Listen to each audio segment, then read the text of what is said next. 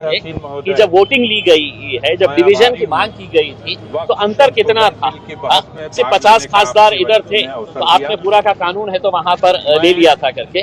और ठीक है, अब उनका साथ देने के लिए टीडीपी के हमारे चंद्रबाबू नायडू साहब है, जेडीयू के नीतीश कुमार साहब है, उन्होंने आज डर और खौफ में मोदी जी का साथ तो दे दिया, लेकिन 4 महीने के बाद उनको इलेक्शन के अंदर जाना है। वहां पे वो क्या सूरत लेकर जाने वाले हैं, ये भी है तो एक सवाल रहेगा। अजीत पवार भी नरेंद्र मोदी साहब की गोद में जाकर बैठ गए। ये वही अजीत पवार है जो कहते हैं कि मुसलमानों को मैं कुछ होने नहीं दूंगा करके, मुसलमानों की रक्षा मैं करूंगा करके। तो अजीत पवार सड़क के ऊपर तुम कुछ और कहेंगे और वहां पर जाकर कुछ और बात करेंगे, किसके साथ हाथ में हाथ मिला देंगे करके। तो इनकी बोलनी और करनी के अंदर बहुत फर्क नजर आ रहा है। अब हो गया है, बिल पास हो गया है, एक लड़ाई रास्ते के ऊपर लड़ेंगे, दूसरी लड़ाई सुप्रीम कोर्ट के अंदर जाएंगे। लेकिन सुप्रीम कोर्ट से भी अब हमें बहुत ज्यादा उम्मीदें नहीं रही।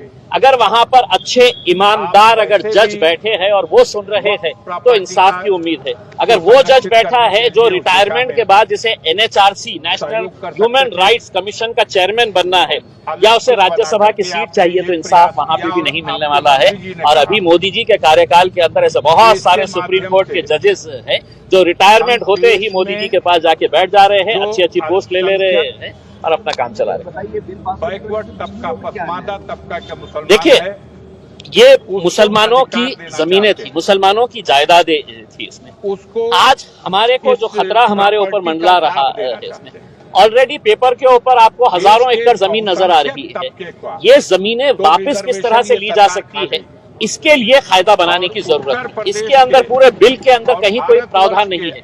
आपको ताज्जुब होगा अगर कोई मुतवल्ली पहले वक्फ की जमीन को बेचता है, वक्फ की जमीन को पहले बेचता है तो 2 साल की सजा और नॉन बेलेबल ऑफेंस था।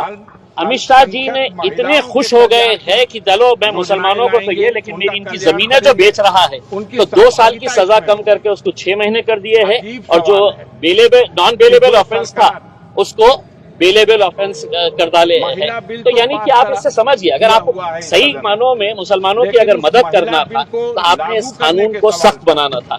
आपने पूरे मुतवल्लियों को, पूरे जितने भी बोर्ड के मेंबर धांधलियां किए हैं, उनको कड़ी से कड़ी सजा कैसी मिल सकती है, हम उसका सपोर्ट करेंगे। लेकिन आपने उसको ना करते हुए उनको ये कहा है कि भैया आप तुम बेचो जो भी बेचने का है, 6 महीने रहेंगे ज्यादा से ज्यादा बाहर निकल जाने का। और करोड़ों रुपए की जमीन है, आप नासिक की जमीन ले लीजिएगा, आप औरंगाबाद के पूरी जालना रोड ले लीजिएगा, उसमें ये पूरा कैलाश पेट्रोल पंप, ये वो जितना भी है, ये किसकी जमीन के ऊपर है।